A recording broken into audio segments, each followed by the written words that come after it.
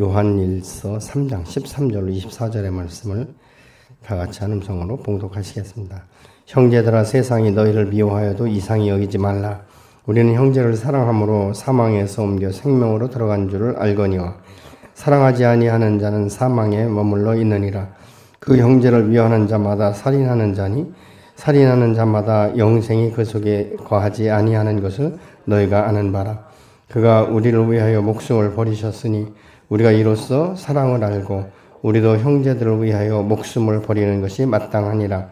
누가 이 세상의 재물을 가지고 형제의 궁핍함을 보고도 도와줄 마음을 닫으면 하나님의 사랑이 어찌 그 속에 거하겠느냐.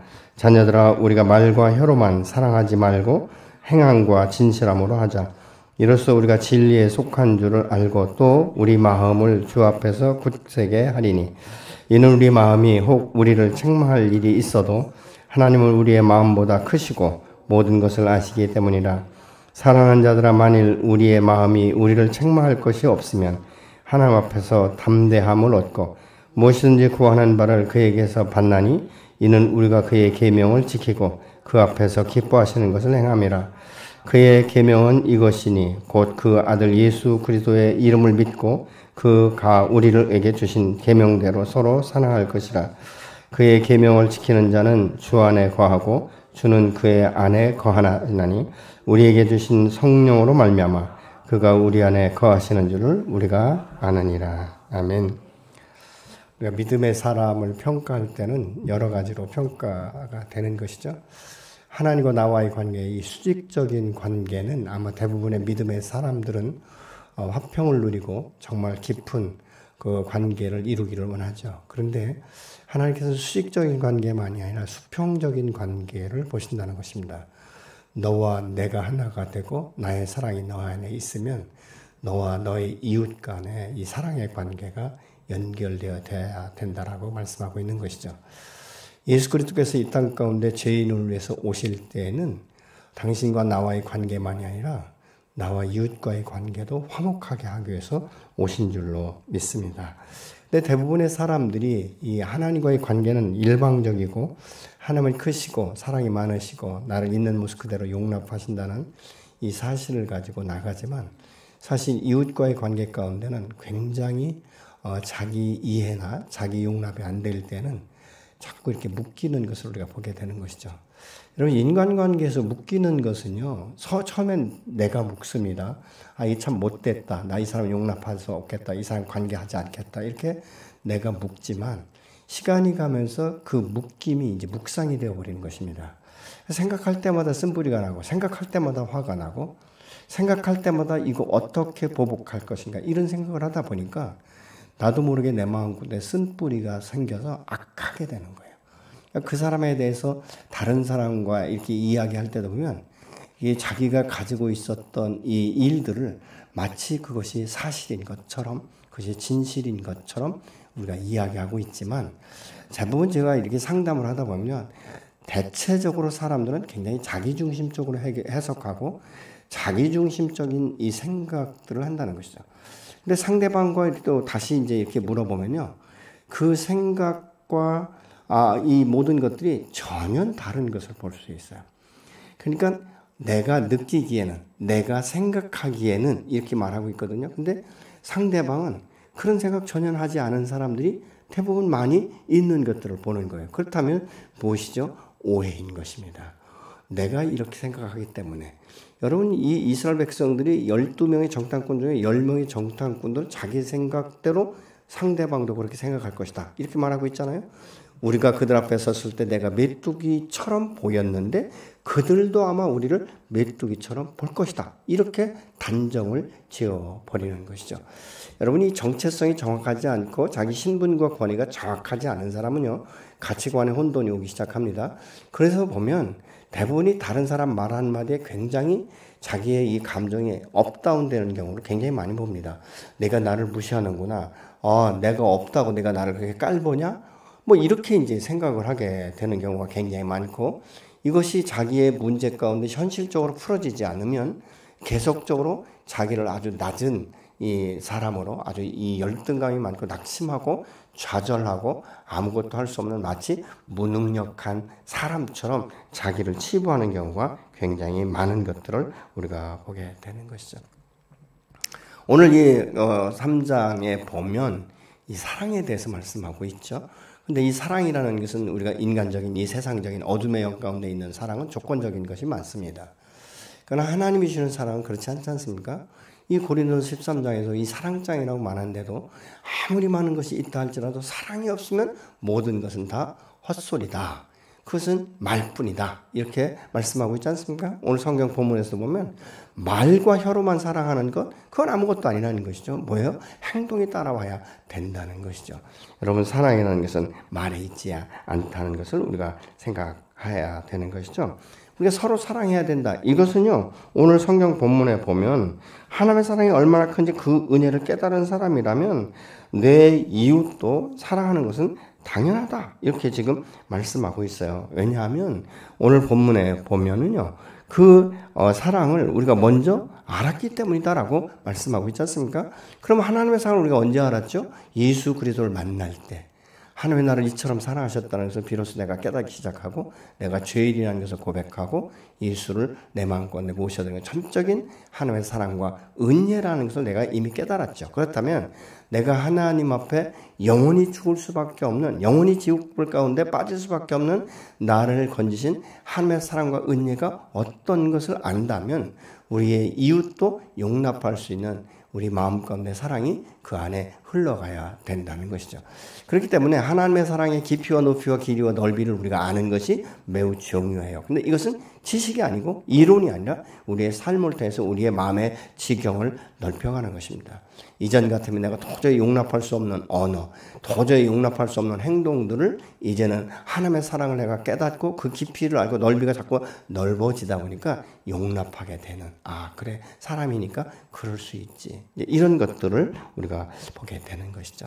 그래서 대부분 아주 이 어렸을 적에는 굉장히 고집불통이지만 나이가 먹고 성년이 되면서부터 좀 인격이 성숙하면 용납하는 폭이 점점 넓어지기도 하는데, 어떤 경우에는요 갈수록 아주 똘똘 뭉치는 옹고집적인 이 마음을 완전히 닫아버리는 이런 견고한 진처럼 앉은 사람도 덜어는 있는 것을 우리가 보는 것이죠.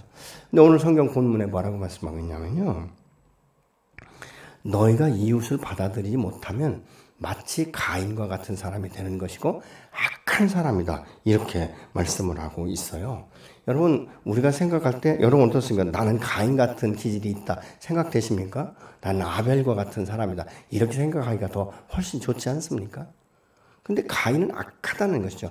왜 악한가? 이 요한일서 3장에 보면요, 가인은 악을 행했다는 거예요. 그렇기 때문에 근본적으로 악한 것이고, 아벨은 의를 행했기 때문에 의로운 사람이라는 것이죠. 그런데 그것이 못마땅해서 자기 아우를 쳐 죽이는 이런 역사가 있는 것을 우리가 보는 것이죠. 그래서 가인과 같이 악하다, 이렇게 말씀을 하고 있는 것이죠. 여러분, 우리가 예수 믿고 거듭났으면 하나님의 사랑이 부음바 되었기 때문에 우리를 계속 어둠 속에 머물게 하는 과거의 이 생각과 습관, 이 모든 것들은 이미 십자가에 못 박힌 것 아니겠습니까? 그렇기 때문에 이 습관대로 행하는 것은 무엇입니까? 어둠과 지금도 결탁하고 있는 거예요. 근데 예수 믿고 거듭난 새 사람이 되었다는 것은 무엇입니까? 과거의 모든 것을 이제 그 끈을 끊어버렸다, 이렇게 이제 우리가 말씀을 하고 있는 것 아니겠습니까? 이것은 확실한 거예요. 그렇기 때문에 우리의 변화가 싫은 세상 사람들은 때로 우리를 미워하는데 그것을 이상히 여기지 말라고 13절은 말씀하고 있지 않습니까?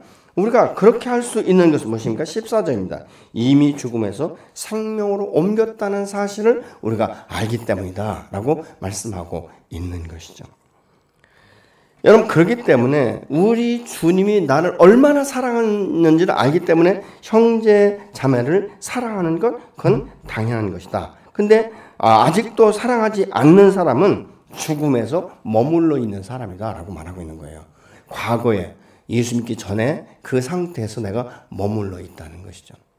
여러분 옛사람은 우리가 십자가 못 박혀 죽었나니라고 성경은 분명히 말씀하고 있지 않습니까? 사망에서 생명으로 옮겨졌다라고 말씀하고 있는데 내 생각과 이론은 지식은 옮겨져 있지만 나의 삶과 나의 현재 이 행동하는 이 모든 모습들은 여전히 옮겨져 있지 않는 옛사람의 정서를 가지고 살고 있다는 것입니다. 그렇기 때문에 우리가 다른 사람의 그 연약함이나 이런 그 부분에 대해서 용납하지 못하게 된다라고 지금 말씀하고 있는 것이죠.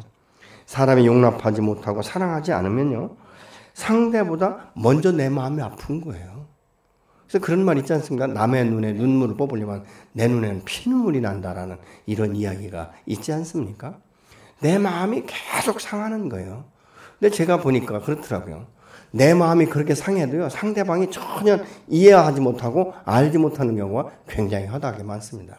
근데 대개 보니까요, 이 특징 중에 하나가 뭐냐면 남에게 상처를 주는 이 직원이라고 말하는 사람들, 자기의 어떤 이 감정이나 이런 것들을 조절하지 못하는 사람들은요, 굉장히 강력하게 말하고 있는데 이 말의 권세가 굉장히 강합니다. 그래서 이 똑같은 말이라도 부드럽게 하는 말과 굉장히 강력하게 하는 말에 의해서 상대방이 들을 때는 굉장한 상처로 남게 되는 경우가 많습니다. 그래서 우리는 이 말을 할 때에도 내 성품대로, 원래 내 성질이 그렇다, 내 성품이 그렇다, 아니요, 얼마든지 조절할 수 있어요. 성령의 다스림을 받으면 완급을 조절할 수가 있게 되는 것이죠. 그렇기 때문에 우리가 훈련하지 않으려고 하니까 문제가 되는 거예요. 자꾸 우리는 훈련받을 수 있는 자세를 갖춰야 되는 것이죠. 주님이 그렇다고 말씀하시면 그런 것으로 믿는 것. 그래서 우리가 꼭 보고 믿는 것이 아니라 보고 믿지 않냐. 그러니까 보지 않고 믿는 믿음이 더 크다라고 이 주님께서 도마에게 말씀하셨던 것처럼. 근데 여러분, 하나님의 언약의 말씀은요, 보지 못한 것들이 너무 많아요. 우리가 상상할 수 없는 일들이 너무 많습니다. 그럼에도 불구하고 믿음으로 순종할 때 그 역사들이 시간이 가면서 이루어지는 것들을 우리가 볼 수 있게 되는 것을 알 수 있지 않습니까? 여러분, 하나님의 역사는요, 수고와 이 순종과 인내가 없이는 이루어질 수 없어요. 노아가 창세기 6장에 방주를 120년간 짓습니다. 근데 하나님께서 말씀할 때 120년간이라고 말씀하지 않았어요. 그러니까 매일 짓는 거예요, 매일. 끝도 없이 짓는 것이죠. 여러분, 우리의 인생이 그런 거예요. 미래는 알 수 없습니다. 내가 오늘 세상을 마감할지, 내일 마감할지, 10년 후, 아니 100년 후에 마감할지 아무도 모릅니다. 그러나 내가 살아있는 동안 말씀 앞에 순종하는 것이죠. 방주를 짓는 것처럼 그렇게 지어가는 거예요. 하루하루 지어가는 것이죠. 그러면서 이제 하나하나 눈으로 이루어지는 것들을 확인할 수 있지 않습니까? 맨 땅에 방주에 틀을 놓았지만 시간이 가고 세월이 가면서 그것이 높이가 달라지는 것이고 이제 방의 칸들이 달라지고 이런 것들을 보면서 하나하나 완성해져 가는 모습을 볼 수 있는 것이죠. 우리의 인격도 마찬가지죠. 주의 말씀 안에서 순종할 때 나도 모르는 사이에 이것이 한 켜 한 켜 쌓이게 되다 보면 내 말이 달라졌고 행동이 달라졌고 그래서 인격이 달라지고 이 변화된 것을 다른 사람이 알죠. 저는 주로 이렇게 평신도들하고도 상담을 하고 하지만, 주로 제가 이제 주변에 있는 목회자들하고 저희들은 관계를 많이 하지 않습니까? 목회 방향성, 또 목회를 어떻게 하는지, 치유사역은 어떻게 하는지, 성령사역은 어떻게 하는지, 이런 이야기들을 하다 보면요. 대부분 많은 목사님들이 이 젊었을 때보다 나이가 들면서 굉장히 성숙해 가는 것을 봐요. 과거 같으면 막 옳고 그름을 따지고 막 이렇게 하시던 분들이 이제는 나이가 들면서 사람이 그럴 수 있는 것이지. 그래. 그러면서 크는 것이지. 이러면서 이 마음에 여유가 생기는 것들을 참 봐요. 근데 그렇게 변화된 그 목회자 교회의 성도들을 보면 동일하게 변화되고 성숙되어 있는 모습을 볼 수가 있습니다. 그런데 어떤 분들은 개중에 끝까지 이 옳고 그름, 이 흑백 논리를 가지고 계속 따지고 듣는데 말은 맞아요.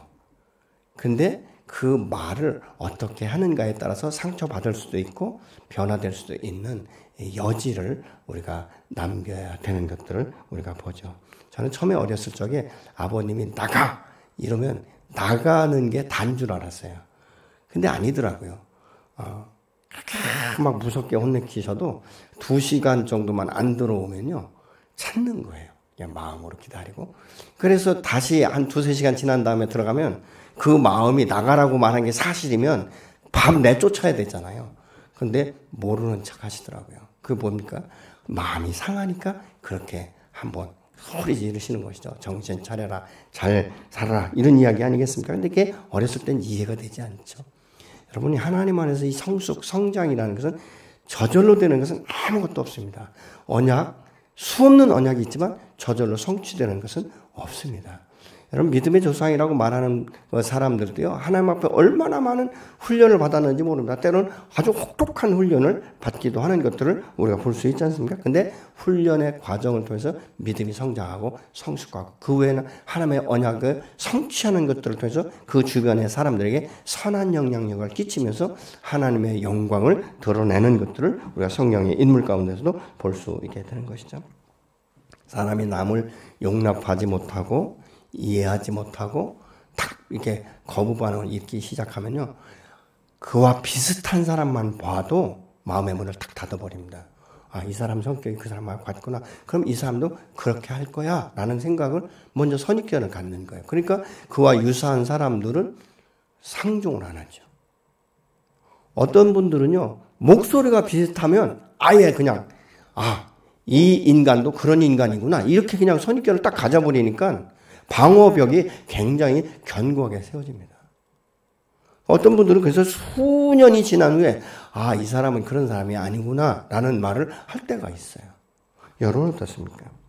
여러분에게 상처 준 사람과 유사한 얼굴을 가졌다든가 유사한 언어를 사용한다든가 그런 어떤 말을 할 때 그 사람처럼 비슷하게 어떤 톤을 높인다든가 할 때 선입견을 갖고 방어벽을 치고 있지는 않습니까?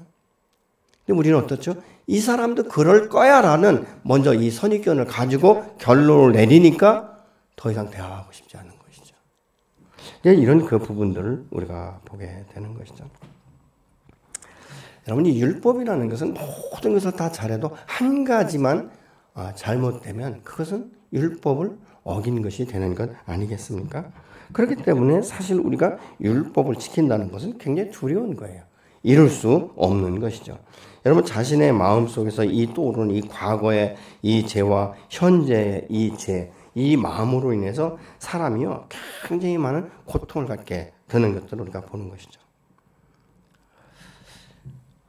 이 마틴 루터가 말이죠, 이 세상에서 자기가 죄를 너무 많이 짓는 거예요. 그러다 보니까 너무 괴로운 거죠.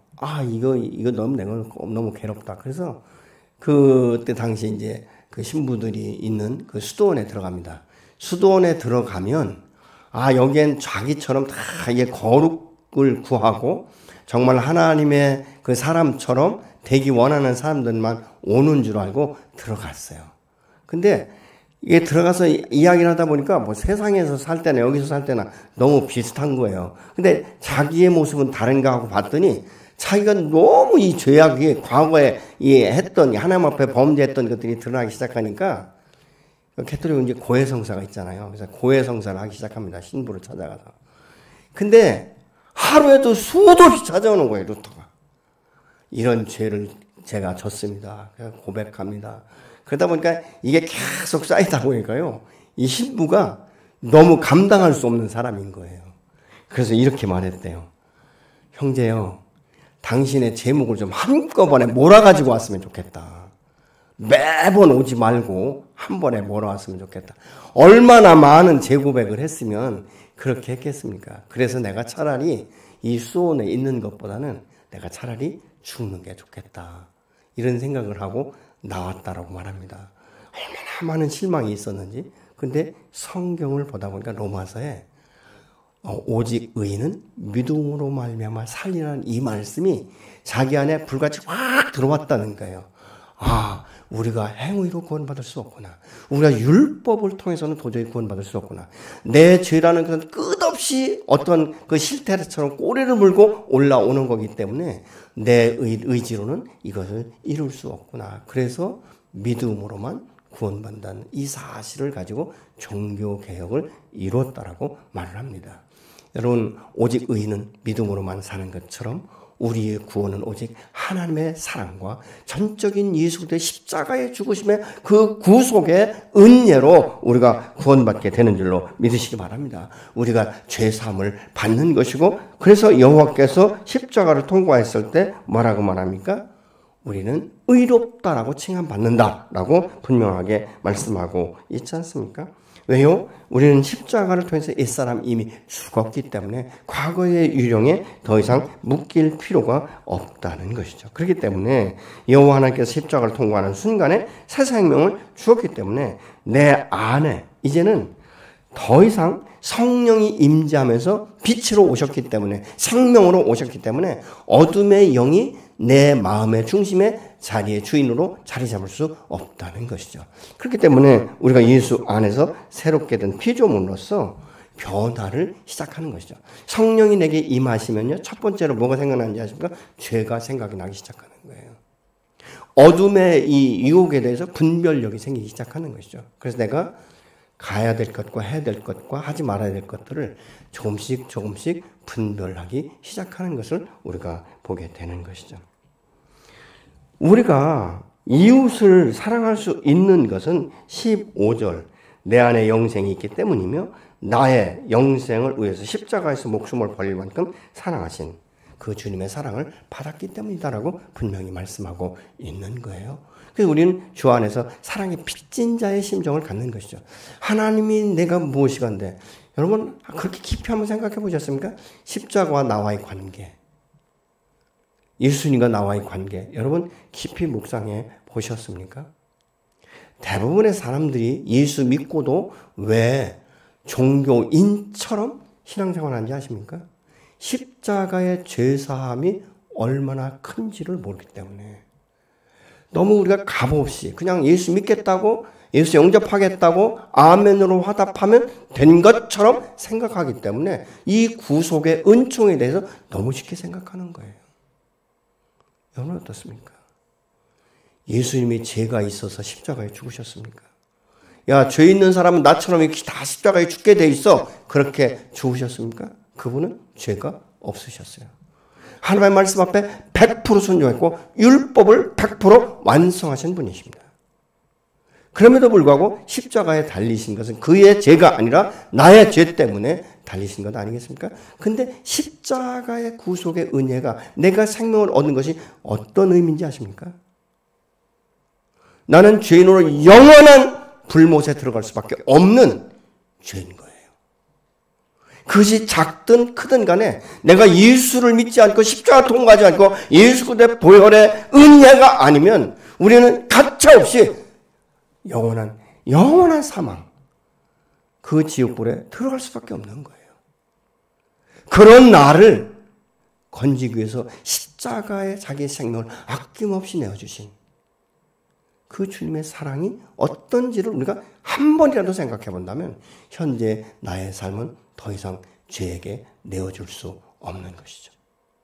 우리가 그렇게 생각하지 못하기 때문에 이런 죄들을 쉽게 범하는 것이죠. 16절에 그가 우리를 위하여 목숨을 버리셨으니, 우리가 이로써 사랑을 알고 우리도 형제를 위하여 목숨을 버리는 것이 마땅하다, 이렇게 말씀하고 있어요. 근데 목숨은커녕 아주 작은 실수도 내가 용납하지 못하고, 내 마음이 상하면 이걸 끌어안기도 하지만 바로 아주 직면시켜가지고 얼마나 내가 마음을 상하게 했는지를 아주 따지는 이런 사람이 있지 않습니까? 여러분, 이 관계라는 것은요, 내가 어떻게 받아들이냐에 따라서 상대방의 반응이 달라지는 거예요. 내가 용납하면 상대방이 아무리 독하게 나와도요, 그냥 내가 리스브를 해버리면 다음에 그 사람이 시간이 되면 깨닫더라고요. 여러분, 우리가 하나님 앞에 기도할 때도요, 마음이 너무 상하면 하나님 저것 좀 어떻게 좀 해줘 보세요, 이렇게 우리가 기도하잖아요. 근데 나중에 그가 큰 피해를 당하면요, 하나도 기쁨이 없어요. 여러분. 기쁜 게 아니라 두려운 거예요. 이 기도가 저렇게 응답되는구나 라는 것을 알기 시작한다는 것이죠. 그렇다면 우리가 반대로 생각할 수 있지 않습니까? 내 실수나 내가 다른 사람의 마음을 상하게 했을 때 그가 나를 하나님 앞에 그렇게 올려드렸을 때, 기도했을 때 나도 그 사람 이상으로 처분을 받을 수 있다는 이 사실을 내가 기억한다면 내가 어떻게 행동해야 될지 다시 한번 우리는 생각해 볼 수 있지 않습니까? 여러분, 우리에게 그 하나님이 주신 가장 큰 선물 중에 하나가 무엇이라고 우리가 생각할 수 있는가? 사랑이에요. 사랑이 없으면 예수 그리스도께서 십자가에 죽으실 필요가 없는 것이죠. 사랑 때문에 죽으신 것이에요. 그리고 사랑이 무엇인지를 아주 우매한 우리에게 어둠에 쌓여 있었고 비진리 가운데 살고 정말 그 어둠의 영 가운데 쌓였던 나를 건지시기 위해서 당신이 아낌없이 생명을 내어주신 그 사랑, 그 사랑이 내게 부은 된 것을 안다면 우리의 인간관계는 지금 다르게 될 것이죠. 여러분, 인간적으로 아무리 사랑해도 자신의 생명까지 내어줄 수 없지 않습니까? 내 여호와 하나님께서 우리를 얼마나 사랑하셨으면 죄 없으신 당신의 독생자 예수 그리스도를 이 땅 가운데 보내셔서 십자가에 아낌없이 내어주셨는가. 아무리 생각해도 넘치는 사랑 아니겠습니까?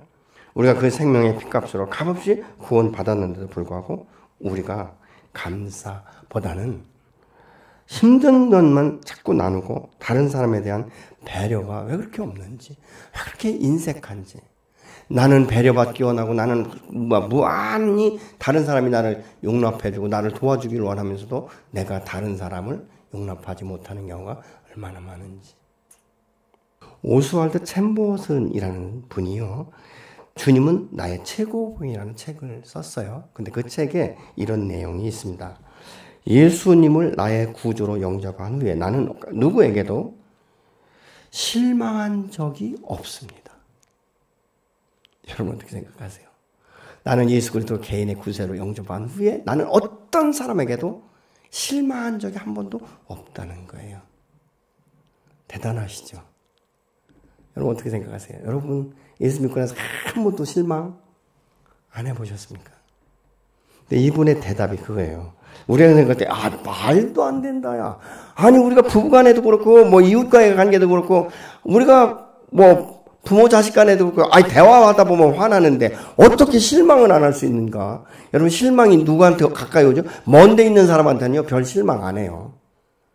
근데 누구한테 실망하죠? 내가 가깝게, 그래도 신뢰하고 믿었던 사람의 말 때문에, 행동 때문에, 삶 때문에 내가 실망하는 것 아니겠습니까? 아주 정남이가 뚝 떨어지잖아요. 실망하게 되면. 대화하고 싶지도 않고 더 이상 함께 있고 싶지 않은 이런 마음까지 갖는 것이죠. 근데 그분이 이런 이야기를 해요. 내가 십자가에서 얼마나 큰 죄인인지를 내가 깨달았다는 거예요. 예수님이 십자가에 나의 죄를 위해서 대신 죽었다는 이 사실을 묵상하다 보니까 내 죄가 얼마나 끔찍한지, 죄 없는 예수를 십자가에 그 아낌없이 생명을 내어줄 만큼, 사람의 생명을 바칠 만큼 내가 죄인이라는 것을 깨닫기 시작했다는 거예요. 내가 저기에 달리지 않으면 나는 영원히 죽을 수밖에 없는데 주님이 나를 대신해서 거기서 살렸다는 것은 뭐냐? 십자가를 통과하면서 내가 영원한 죽음의 사망의 길로 갈 것이냐? 생명의 길로 갈 것이냐? 이 기로가 갈렸다는 것이죠. 그런데 그 너머를 생각해 보니까 자기는 정말 이 주님 안에서 절망이었었다는 거예요. 근데 그분이 이렇게 말을 해요. 죄 없으신 그분이 영원히 지옥불에 빠질 수밖에 없는 나의 영혼을 구원해 십자가에 달리셨을 때 한마디도 불평하지 않고 한 번도 실망했다고 하지 않으셨다는 거예요. 사람은 외모를 보고 평가합니다. 근데 주님은 어떻죠? 그 중심을 보시잖아요. 그러니까 예수님은 우리에게 하실 말씀이 참 많아요. 너 겉은 번지르르하고 다른 사람이 너는 막 선하고 착하고 너는 의롭고 그렇기 때문에 너는 그냥 정말로 내 팸이야 이렇게 말할 수 있지만 내 마음 중심을 보시면 너 어떻게 그런 생각을 할 수 있냐? 너 은밀한 가운데 얼마나 많은 죄를 짓냐? 음란의 죄, 탐욕의 죄, 탐닉의 죄 얼마나 많은 죄를 짓느냐? 나 너 정말 그렇게 사는 모습을 보면서 실망했어. 만약 그런 생각을 하셨다면 십자가를 안 지셨겠죠. 근데 이 오스월드 챔버스는 그걸 깨달았다는 거예요. 주님은 한 번도 나를 실망했다라고 말씀하지 아니하고 내 죄에 대해서 이렇다 저렇다 말씀하지 않았다는 거예요. 그것을 깨닫고 나니까 내가 뭔데 사람을 놓고 판단하고 그 사람을 향해 내가 실망했다, 좌절했다, 낙심됐다 이런 말을 할 수 있겠는가? 물론 책에 그렇게 단순하게 글로 표현한 거기까지 다를 때까지는 얼마나 많은 갈등과 얼마나 많은 싸움이 있었겠습니까? 영적 전쟁이 심했을 거예요. 근데 이런 과정들을 통해서 보니까 내가 얼마나 큰 죄인지, 영원히 죽을 수밖에 없는, 영원히 사망의 불못에 빠질 수밖에 없는 나를 위해서 십자가에 달리셔서 물과 피를 쏟으실 때 얼마나 고통스러웠으면 아버지여 아버지여 어찌하여 나를 버리시나이까라고 그렇게 외치던 그 주님이 그러면서도 나에 대해서 한 번도 실망했다라고 말씀하지 않는 그 주님의 사랑이 무엇인지를 이분이 깨닫다 하는 것이죠.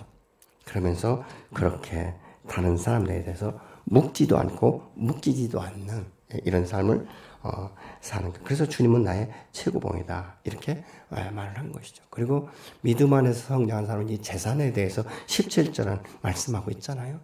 가난한 사람, 연약한 사람, 필요할 때, 교회도 필요할 때 너희가 그 많은 이 재물을 가지고 너만을 위한 것이 아니라 이웃에게 흘려보내는 이런 삶을 살아야 되지 않느냐라고 지금 말씀하고 있죠. 그래서 이 형제 궁핍함을 보고 도와줄 마음을 닫으면 하나님의 사랑이 어찌 그 안에 있다라고 말할 수 있겠느냐 이렇게 말씀하는 것을 봅니다.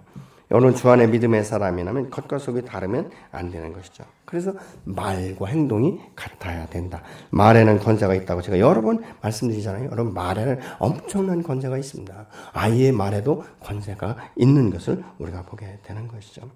오래전에 오늘의 양식에 실린 책에 런던 템플 교회의 교인이었던 에밀 베틀러라는 분이 식당을 경영했는데요. 식당이 굉장히 잘 됐는가 봐요. 그러니까 기독교 단체나 구제 단체나 어떤 선교 단체에서 도와달라고 하면 선뜻 자기가 최선을 다해서 도왔다는 거예요. 근데 어느 날 선교 단체에 계신 분이 한번 갔는데 그 돈을 주기 위해서 이렇게 통을 딱 여는데 보니까 한 15cm 정도 되는 못이 돈통에 박혀 있더래요. 그래서 너무 의아해서 물었다는 거예요.